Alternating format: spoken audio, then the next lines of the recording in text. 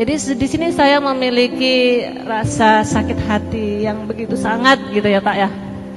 Tapi di sini saya ingin mendapatkan ridhonya Allah dengan sholat taubat, meminta maaf. Walaupun entah itu salah siapa, saya atau mantan suami saya gitu kan.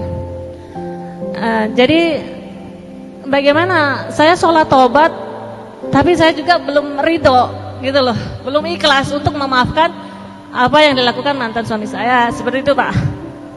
Jadi bagaimana caranya untuk saya mendapatkan ridhonya Allah dengan saya benar-benar melakukan sholat taubat yang benar-benar ya saya pernah bersama, pastinya saya juga sudah banyak perisainya terhadap suami saya, mantan suami saya, seperti itu Pak.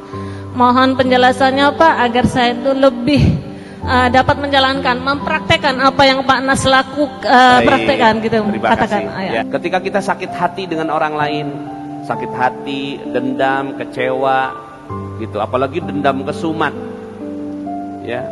Dendam udah dahsyat, dendam kesumat lebih dahsyat lagi.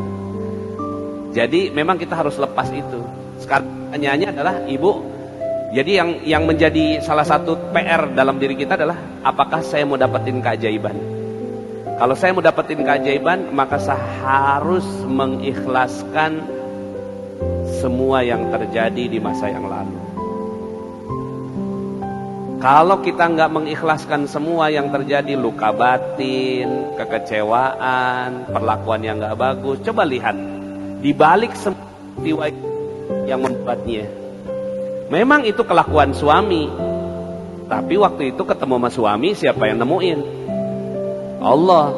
Siapa yang menciptakan suami? Allah. Akhirnya dibalik segala peristiwa adalah skenario Allah. Maka penerimaan kita yang baik terhadap takdir Allah Subhanahu wa Ta'ala adalah pintu keajaiban itu sendiri. Kita tidak bisa mengubah masa lalu, tapi kita bisa memperindah masa depan. Ya. Apapun yang terjadi di masa yang lalu, udahlah, itu sudah berlalu. Dan itu skenario Allah. Skenario Allah, Allah yang menulisnya. Makanya kan namanya, yang masa lalu itu namanya history. Ya. His itu dia. Ya. Story, cerita. Jadi kalau history, ceritanya dia, bukan my story. Jadi kalau masa lalu namanya history, his ini adalah Allah, itu ceritanya Allah, bukan my story. Maka katakan kepada diri sendiri, ya Allah, aku dulu seperti ini. Dan itu terjadi. Kenapa terjadi seperti itu? Hal-hal yang tidak baik yang terjadi pada diri kita cuma satu sebabnya, karena dosa yang pernah kita lakukan. Sepanjang kita bisa melihat ke dalam diri kita dan tidak melihat keluar, itu akan mempermudah kita melihat gitu ya, apa yang terjadi di masa yang lalu sebagai sebuah story.